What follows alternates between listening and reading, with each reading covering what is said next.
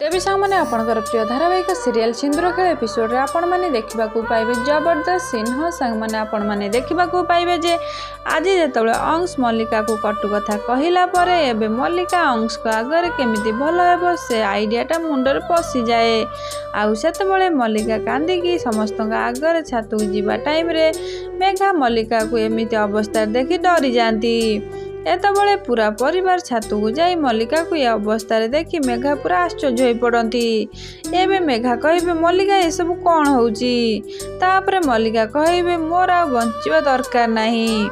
एबे अंश कहिबे मल्लिका तमे तळକୁ आस जहा कहिबा कथा परे कहिबो।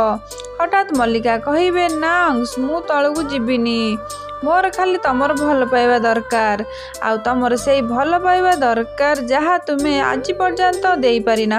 कुह अंश मते से भल पाइबा दे पारिबो किंतु तमे किछि कहिबनी सेति प्लीज अंश तमे मते आउ अटकाउनी।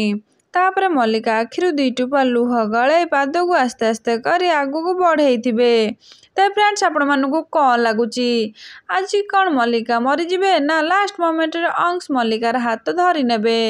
आपण मानू कौन लगुची कमेंट माध्यम रे जणाइबा सह आज वीडियो भल लागिले लाइक शेयर सब्सक्राइब करंतु।